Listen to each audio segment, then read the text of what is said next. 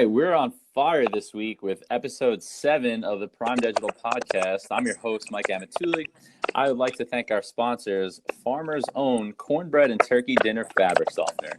Don't just eat Thanksgiving, wear it. This morning we have a wonderful Laura Carroll. She was a consistent top performer at Daniel Gale Realty and has now joined Compass Real Estate as they open up here in Garden City. Hi, Laura. Good morning. Hey, Mike. Thanks so much for having me this morning. I'm really excited to be here. Yeah, of course. So we're just going to dive right in. Laura, how did you get started with Compass? Where are you guys at with the business right now? Sure. So Compass, we actually just opened our doors here specifically in Garden City in the beginning of July.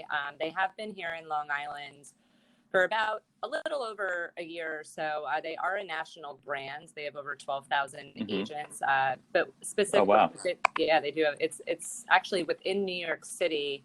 They are the #1 regional brand with over 26% market share, which is pretty large. They also have huge presence in the Hamptons, and I think their goal really is to kind of bridge the gap between New York City and the Hamptons. And now they're taking over Long Island. And specifically, I've gotten this amazing opportunity to launch and found the Garden City office here. That's which great. is great. It looks as though we'll have space in the next couple weeks right on 7th Street. So I'm very excited about that, right next to Starbucks. So an amazing location. Oh, perfect. We look forward to everybody coming to the grand opening of that. Oh, that's exciting. And do you have a date set or Looks as though we'll acquire the lease in September. It's a pretty clean space, so we'll build out. I'm hoping by the end of October, the sign will be on the door, but otherwise you can come visit us there anytime you want. I think we are going to start setting up for Friday nights when they have the Garden City promenades and just kind of be hanging out outside. So if anybody wants to come meet any of our agents or myself included, feel free to come visit us on Friday nights in September. We'll be hanging outside to introduce ourselves. Oh, that's perfect. There you go. So obviously you were successful with Daniel Gale for a long time, and now that Compass is around, what made you kind of make the jump? What separates Compass from some of these other real estate companies? Of course, I mean, Daniel Gale is obviously an amazing brand and is extremely well recognized with the affiliation to Sotheby's, and it was an incredible journey with them. So I am very grateful for that opportunity. Obviously, we've had a lot of things go on in the last 6 months with coronavirus, and we've all kind of gone virtual and doing a lot more tech. I noticed while I was in coronavirus, I was doing virtual open houses and accessing my clients virtually and doing technology. And Compass was brought to me before coronavirus, and I sort of pushed it to the side because it was easy at Daniel Gale, and I loved it there. But as I spent more time in coronavirus and I was doing more technology, Compass kept coming back up to the surface. And one of the things that's amazing about them is essentially they're an internet tech company. Right. So if you have an internet tech company and that's the direction that real estate's going, and they're obviously ahead of the curve, it was a conversation that seemed more interested in taking a look at. They've already implemented all of the artificial intelligence. They know where buyers are looking. They know when sellers want to sell. They have all the tools in place in one cohesive platform. So it was sort of a no-brainer at this time. So while all of these other brokerages are sort of catching up, Compass was already there. And I also liked the bridge for the access to all of the New York City agents. Most of the other brands on Long Island are great regional brands. But you have to take that extra effort to network into the city. Now I have one cohesive straight line into New York City with access to all these agents. And in coronavirus, you think about all the buyers leaving the city and coming out to the suburbs. That's the access and the networking that you want to be able to get to. Sure. Oh, that's great. So tech savvy and seamless and easy for you. That's going to just, make real estate transactions, easier for you guys, and it's easier to kind of spread the word about you. Absolutely, it's a pretty easy pitch right now, especially with all these buyers coming out and just having good relationships with agents in the city. It just, like you said, it just makes the connection to these clients so much easier. Oh yeah, that's phenomenal. So, where we're at now today in August 2020. the real estate market is crazy right now. People are buying up homes left and right. Everyone's moving out of the city and stuff like that. Can you kind of give us a better picture of what the market is looking like? And do you have any like tips for people that are maybe looking to sell or buy a home or move into their first home or something? Absolutely. So I guess we'll talk about the buyer side first. On the buy side, obviously, Sure. these poor buyers are going into so many multiple bid situations, and it can get extremely frustrating for them. Mortgage rates are low, the prices are high. There is a huge influx of buyers. You have to remember, prior to coronavirus, there was actually a very strong buyer market prior to coronavirus, and now we've sort of amplified the amount of buyers that are in the market, obviously making it very Sure. difficult. We're seeing open house lines around the door. A couple of things that I think are helpful is, one, make sure that you have your pre-approval ready. It needs to be 30 days or less in this environment. You need to make sure you have a real estate agent that is looking for you 24 hours a day. And the second that these properties come on, to the best of your ability, you need to see them the same day. Some of these properties aren't making it to the weekends. So you do need to be ready. You need to understand the process that if you see a property the same day and you're offering on it and you get an acceptable, you need to do an inspection within 24 hours. You need to make sure you have your attorney lined up. You need to make sure that all of your ducks are in a row. And when you're in these multiple bid situations and you see that you're losing it by 5 or 10,000 or whatever it is, there are avenues that you can do. You do have to be a little bit more risk adverse. You could either, if it's a clean condition house, you can waive your appraisal. If you're also risk adverse, you could go ahead and waive your mortgage contingency. What that actually does is put you on the same platform as an all cash buyer. If you don't feel comfortable doing that, you just really need an agent that's going to think outside the box. You have to use psychology. If you look at a property that's 525 and you think it's going over, psychology wise, you think it's going over 25,000 to 550, drive a little bit more edge, be flexible with your terms. Make sure that you're aligned with somebody that really understands the market so that you can get there. There's always going to be a buyer in the mix that's probably lost 3 or 4 houses and they're ready to just kind of like throw dirt at the wall and kind of just say, like, this is the house I have to have. The numbers are getting a little crazy. You obviously want to make sure that you're within appraisal range, that the house will appraise for you. You don't want to get stuck with your contract with a house not appraising. So just make sure you're working with an expert to understand all of those things. On the listing side, I think a lot of the sellers are sort of seeing stars in their eyes, that there's all these buyers and that maybe they can start getting these ridiculous prices for their house. Yeah, of course. What's interesting is that's actually not the case. The pricing still needs to be extremely relevant. You still need to fair market price your house. And when the sellers are doing this, they're noticing these multiple bid situations.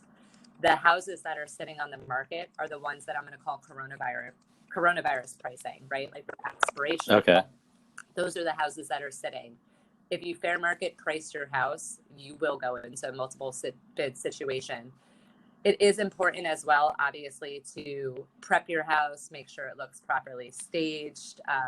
If there are improvements that you need to make ahead of listing it, I do think that there is still a lot of time left in the market to prep and get your house ready. Specifically in Garden City, the under $1 million market is on fire. You can pretty much kind of go all the way up to like the 1.5 to 1.7 level, and the market's pretty quickly moving. But the houses do need to be in decent condition and well maintained in order to do that. One of the interesting things about Compass is they actually offer a program called Compass Concierge. So let's just say your walls are red, and that's not what the millennial buyers are looking for. They're looking for white or gray. Compass Concierge actually has a program where for a percentage of your listing price, they will loan you the money to get your house prepped, and you can pretty much take care of that at the closing table. We have a lot of marketing material on that where you can see before and after and price difference, houses that were on the market that didn't sell versus houses that did Compass Concierge. So there's a lot of really good products that Compass has to kind of get your listings ready to get you top dollar, which is great. Yeah, that's phenomenal. And it sounds like nowadays you really need to have the right team in place, which is why somebody would come to Compass. And not even just you guys, but like you said, having the right lawyer, the right real estate agent, having the right tools in place to, have the speed to get these transactions done. And making sure that you're not losing out, because there's multiple bids on a house. Absolutely. I think having your team in place is 100% correct. And I think picking the right agent, I mean, literally picking the right agent is so important. You're pretty much marrying this person for the entirety of the transaction.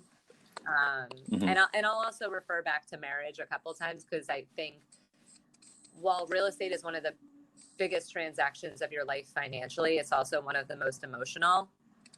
So I think coupling the fact between financials, data, and emotion is totally a huge player.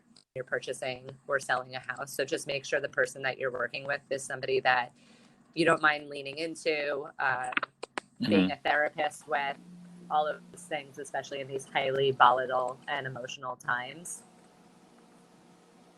Yeah, of course. So that kind of leads me into, the next thing I wanted to cover. Do you have speaking to that, do you have a favorite story of yours where you helped a customer get their dream home, or they just were having no luck and you came in there and saved the day? Absolutely. I mean, I feel like every single one of these transactions has a beautiful story. Even yesterday, I just closed a property with one of my old Daniel Gale colleagues in Malvern, New York. She literally sat down at the table the first time I met her, and her ex-husband told me they were getting a divorce, and it was going to be a very sensitive transaction, and it was going to be really difficult. Right. She was moving from Brooklyn with her son so that her son can attend a very prestigious school out here in Long Island. And it seemed as though it was going to start off really smoothly, and then everything sort of fell apart, right? Coronavirus hit literally the weekend that we bid on a house. Her divorce unfortunately turned extremely ugly. The financing that she thought she had pulled. Luckily, we had the right team in place. We had Nino Caridi as the attorney, so we were grateful for all of his help. We also had an amazing agent on the other side with a lot of patience, and sellers with a lot of patience, and a really good mortgage broker in place. So we were able to pretty much turn the story around throughout the entire transaction. We actually went into contract in March, and we just closed the property. And there were probably 5 times along the way that we thought the deal was going to fall. What I felt like was really necessary during that entire thing is, when it was entirely emotional for everybody else, was for myself to stay extremely calm, cool, and collected and be a problem solver. Of course. Because I think as an agent, if you're emotional alongside your clients, you just kind of heighten the expectations of everything. And I think it's making everybody feel like that everything is going to be okay is fine. That was her first home purchase ever. She was literally crying at walkthrough yesterday. I think she was so grateful to everybody that her dream came true on it. And then alongside this, she was stuck in an apartment in Brooklyn for the last 6 months, with 4 walls and her son. So I think there's so many amplified. I mean, I have funny stories in real estate too, where I've helped people, where I've gone to a backyard at the walkthrough, and the entire thing is covered in doggy doo-doo, and I'm like, oh my God, how am I going to clean this up before the buyer shows up? I mean, I feel like there's always a story to every single one of these transactions, whether they're funny, happy, sad. I feel like the emotions are all over the place, but I think it's so nice as an agent to be able to tackle those problems and just make everything seem as easy as possible to the buyer or seller, while I'm sort of going crazy behind the scenes. Oh man, that's great. Yeah, no, that's amazing. It's like you said, it's a big deal. Buying a home is no joke. It's a big purchase. So, there are a lot of emotions involved, and to have somebody like you in the corner, kind of keeping things calm and making sure everything goes smoothly is makes the whole process. It makes a huge difference. From start to finish. Absolutely, and I would even say in this environment as well. I even had a buyer this week who is desperate to buy a house. They really need to get out of the city, and they're almost sort of not forcing the process, but they were like, we want to buy this house, we don't want to buy this house, we want to buy this house, we don't want to buy this house, and they're flip-flopping and referring back to the marriage thing again. If you've ever gotten married and you went and you tried on a wedding dress, when you put on the perfect wedding dress, that feeling. You need to have that same feeling when you walk into a home. You have to feel it in your heart and your gut, this is my home. If it doesn't feel right, it's likely not your house, and the next house is right around the corner. You just have to be patient Right. with the process, especially in these like really frustrating times. That's awesome. So, Laura, is there anything else that you want to leave everybody with? Is there anything else you feel like people should know about Compass? Yeah, absolutely. I mean, I think just knowing that you're working with an amazing group of agents as we're developing this office here in Garden City, we're really taking the best of the best. We're taking top producers with great personalities, different backgrounds from all over the place. Our Garden City office is actually amazing. We pretty much we have agents that cover from Huntington to Rockville Center to Mineola to East Williston. We're a really diverse group of agents. I think our networking and technology capabilities are beyond. It's really easy to show those tools. Right. Downloading our app is amazing. The Compass app is amazing. We actually even have for buyers a Compass collaborations. It's almost like a Pinterest board of houses that you can interact with your agent.